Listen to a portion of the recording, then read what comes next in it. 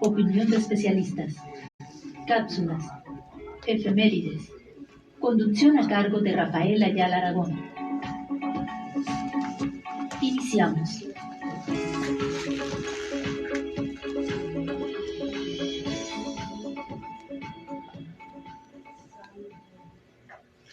Muy buenas tardes, bienvenidos a la emisión número 5 del 2023 de su programa Voces y Diálogos con la Historia, un programa de la Facultad de Historia Barra de UAS. Estamos transmitiendo desde Culiacán, Sinaloa, México, hoy martes ya 7 de febrero de 2023. Los invitamos, quédese con nosotros en esta media hora de contenido histórico. Les saluda Rafael Ayala, los invito para que nos sigan por el Facebook Live de la Facultad de Historia para que nos puedan ver y escuchar en vivo. Saludo con mucho gusto al doctor Samuel Ojeda. Doctor Samuel, gracias por estar con nosotros. Gracias, Rafael, buenas tardes. Aquí como casi todos los martes. Como casi todos los martes, doctor. Bienvenido, gracias. El día de hoy vamos a conversar con el maestro Nicandro Favela Bañuelos, él es cronista oficial de Quilá, sobre la fiesta de la Virgen de la Candelaria en Quilá. El maestro Nicandro ha escrito varios textos sobre Quilá y la devoción mariana. Maestro, bienvenido, gracias por estar con nosotros. Muy buenas tardes, tengan todos ustedes y a todo su auditorio. Muchas gracias por esta invitación. Gracias, maestro. La Candelaria es una fiesta religiosa que se hace 40 días después de la Navidad y que conmemora la presentación de Jesús en el Templo de Jerusalén. Pero maestro Nicandro, ¿desde qué año está la Virgen en Quilá, la Virgen de la Candelaria? Bueno, exactamente no tenemos una fecha que se diga tal día o tal mes y año se trajo la imagen milagrosa a este pueblo de Quilá. Pero lo que sí podemos tener es un documento duro, que se le da mucho en la historia, de Tamarón y Romeral, donde dice que en el año de 1602, el obispo de la diócesis de Guadalajara hizo una crónica, hizo un recorrido por la Nueva Galicia, que comprendía lo que era Culiacán, lo que viene siendo, vamos a llamar el municipio de Culiacán, o darle un nombre.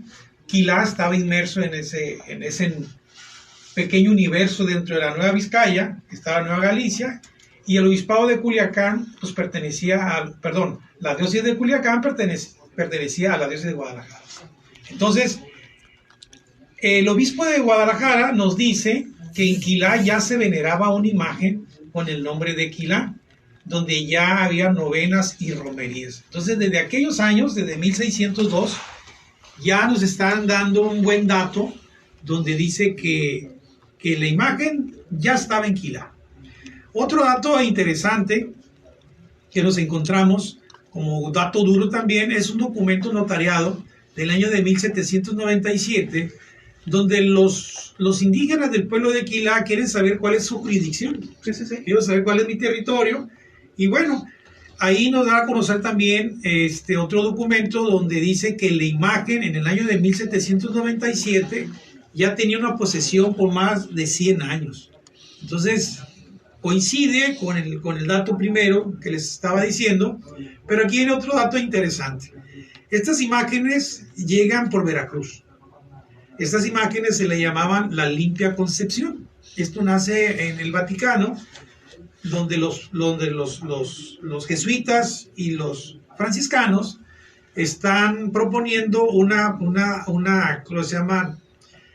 Una nueva advocación de la Virgen María y se llama la Limpia Concepción. Entonces esta imagen entra por Veracruz y le llamaron aquí ya en México las evangelizadoras de México. Okay. Entonces estas imágenes desde Quilá, que fue la última que llegó al noroeste de México, se van hasta el Perú. Entonces todas estas imágenes son iguales. Si ustedes ven, su vestido es como un triángulo, pero todo desde su medida de pie a cabeza, todas son de 48 centímetros. Pero estas imágenes se empiezan a hacer réplicas en Michoacán, donde ya se comprobó que sí son réplicas. Fue la Virgen de Zapopan, es una réplica que se hizo en Michoacán. Y también hay datos de un fraile, de donde hizo muchas réplicas y empieza a traerlas hacia el noroeste de México. Podíamos hablar de la Virgen del Guajicori, de la de Banderas, de San Juan de los Lagos, y la última que llega al noroeste de México es la imagen de Quilá. Otro dato interesante que como para nosotros los parroquianos de Quilá, pues es muy importante y nos llena de orgullo. Y orgullosos, ¿no? De su Así es, Virgen. que nuestra Virgen se llama Virgen Santísima de Quilá. Y el templo se llama Nuestra Señora de Quilá. Nuestra Señora Entonces de la Quilá. Virgen se llama Santa María de Quilá, perdón. Pero ¿qué pasa aquí? En el año de 1797, estas imágenes se llamaban la Limpia Concepción, como también se llamó la de San Juan de los Lagos, se llamó la de Zapopan y se llamaron también la que llegaron hasta el Perú. Pero resulta que con el paso del tiempo, los obispos o la misma gente del pueblo empiezan a tomar y darle un nombre propio del pueblo. En este caso, en el año de 1963, el primer obispo de la diócesis de Culiacán, el doctor Dolino Aguirre García, toma bien y nombra, con motivo del primer centenario de la edificación del templo, a la imagen de Quilá, lleva el nombre de Santa María de Quilá. Y el santuario se llama Nuestra Señora de Quilá. Anteriormente a estos nombres, pues se llamó Virgen de Loreto. A partir de la edificación del templo, que fue en el año de 1863 a 1963, la imagen se llamaba Virgen de Loreto, como todo el mundo la conoció como Virgen de Loreto. Y mucha gente todavía llega y se confunde en el templo y dice, bueno, es la Virgen de Loreto.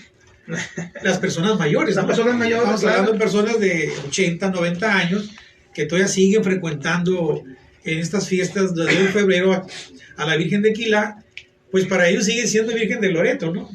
Pero para nosotros, los más jóvenes, vamos a llamarlo así, ya desde el 63, pues el obispo de la diócesis de Culiacán ya tiene un nuevo título, nuestra imagen, y se llama Santa María de Quilá. Hay otro dato interesante que me han preguntado y que yo saco una conclusión, porque no hay un dato duro, no hay donde esté escrito, que dice que por qué Quilá tuvo que haber sido Quilá donde esta imagen llegó.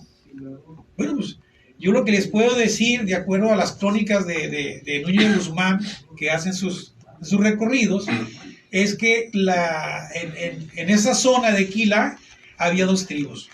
Unos eran los Lacapaxes y los otros eran los Sabaibos. Pero los Sabaibos, el mismo Núñez de Guzmán en su crónica, los consideran como unas tribus religiosas. Y esas tribus religiosas estaban en Quilá, estaban en Tabalá, estaban en Santa Cruz de Alayá.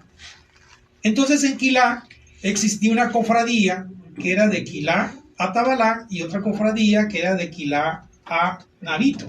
Entonces, de Quilá a Tabalá, pues había una cofradía y tenía casa con caballada, con mulada, que le llamaban aquel entonces, y era para el sostenimiento de esa cofradía, o sea, tenían ellos sus tierras, sus ganados, y había una casa cural en aquellos años. Pero la cofradía de Quilá a Navito, las limosnas que se juntaban era para comprar el aceite del Santísimo, o sea, la vela que tenían prendida para el Santísimo. Entonces, existen los mitos, como en todos pueblos, Sí, claro está. que dice, bueno, es que la Virgen se apareció aquí y luego regresó y para allá. Yo creo que no. Yo creo que la Virgen, pues la llevaban a Tabalá, porque eran tribus religiosas. Entonces, cuando viene ¿cómo se llama? La evangelización, pues aprovechan, ya que son tribus religiosas, creo que fue un proceso más fácil de evangelización, ¿sí? Entonces, había ese caminar de Quilá a Tabalá. Entonces, yo creo y saco esa conclusión, de acuerdo a lo que hemos investigado, que ese era el porqué de ese tráfico. La Virgen se quiso quedar en Quilá. Definitivamente. El milagro estaba en Quilá, ¿no?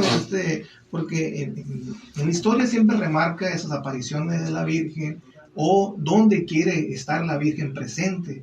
Yo creo que algo tuvo que influir, si lo vamos a lo milagroso, pues que se quiso quedar en Quilá, ¿no? Y sobre todo, hay que recordar que el santuario no es un edificio, el santuario es un lugar santo, que la gente lo considera como sagrado, y de ahí viene de santuario.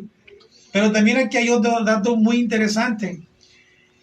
En el año de 1853, el sacerdote que estaba ¿cómo se llama? En Badiraguato, don José de Jesús Uriarte Pérez, lo mandan a Quilá porque en Quilá hubo como que una epidemia en esos años, también cerca del Dorado, y viene este sacerdote y empieza a hacer milagros, no milagros, empieza a curar gente y empieza la edificación del templo. El señor don José de Jesús Uriarte Pérez fue el que puso la primera piedra para la edificación del templo, pero el que viene a construirlo fue el padre Miguel Lacarra. El padre Miguel Lacarra también estuvo de sacerdote en la iglesia de Imala. Este era un sacerdote arquitecto y sus restos están en la catedral de Mazatlán. Entonces, don José de Jesús Uriarte Pérez fue nombrado párroco de Quilá, cuya iglesia inicia su construcción en el año de 1853, y la termina en 1863. También fue el primer rector del seminario de Culiacán, y después fue nombrado el primer obispo de Sinaloa, no de Culiacán, de Sinaloa. Después se divide Culiacán en dos obispados, que es el de Culiacán y es el de Mazatlán. Que actualmente estamos así, ¿no? Actualmente estamos así, está correcto. Entonces, muy bien, maestro, muy interesante todos los datos que nos está platicando. Volvemos después de un corte comercial.